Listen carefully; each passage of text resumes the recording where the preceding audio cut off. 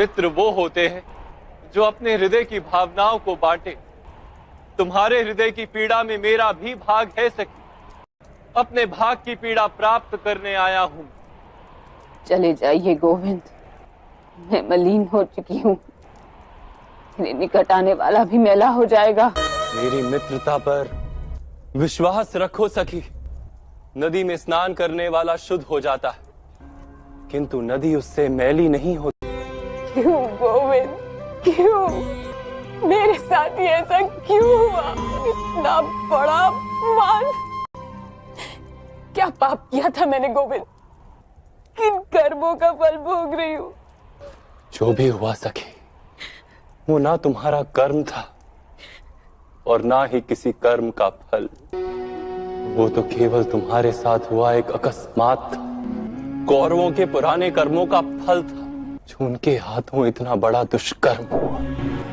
कर्म के सिद्धांत का यही तात्पर्य है सखी। अच्छा कार्य अधिक अच्छा कार्य करवाता है, बुरा कार्य अधिक से अधिक बुरा कार्य करवाता है। किंतु पीड़ा तो मैं भोग रही हूँ गोविंद। तो उस पीड़ा का त्याग करो सखी। यदि अपने मन को दुख और बैर से भर लोगी तो तुम्हें भी नर्क का अनुभव होगा। और उनके किए दुष्कार्यों के लिए तुम क्यों नर्क भोगना चाहती? बैर का त्याग कर दो सखी, मन को निर्मल कर लो। नदी में जो मैल जाता है, नदी उसे समुद्र में उड़ेल देती है, स्वयं स्वच्छ हो जाती। तुम भी अपनी पीड़ाओं को परमात्मा में उड़ेल दो।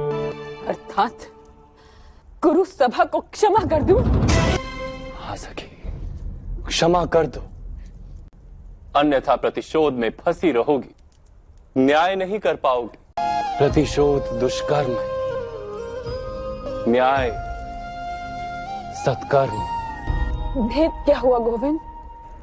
आर्यवर्त की चक्रवर्तीन साम्राज्ञी के साथ जिन्होंने इतना बुरा बर्ताव किया, जगत की सामान्य स्त्रियों की क्या स्थिति करेंगे? विचार करो सखी, अपनी पीड़ा में संसार की पीड़ा को देखो, अपने दुखों को संघर्ष बना लो। एक बात समझ लो सखी, जो केवल अपनी पीड़ाओं को गले से लगाकर जीता है वो निर्बल बन जाता है, किंतु जो व्यक्ति सारे समाज की पीड़ाओं को अपने हृदय से लगाकर जीता है वो बलवान बन जाता है। केवल अपनी पीड़ा का विचार करना दुष्कर्म, किंतु सारे संसार की पीड़ाओं का उपाय ढूंढना सत्कर्म।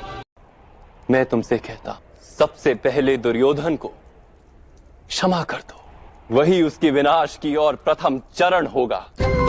और फिर दुर्योधन जैसे अन्य दुष्टों का विनाश करके संसार को स्वच्छ करने का उपाय ढूंढो। केवल अपने लिए नहीं, संसार के, समाज के निर्बल स्त्री पुरुषों के उद्धार के लिए युद्ध करो।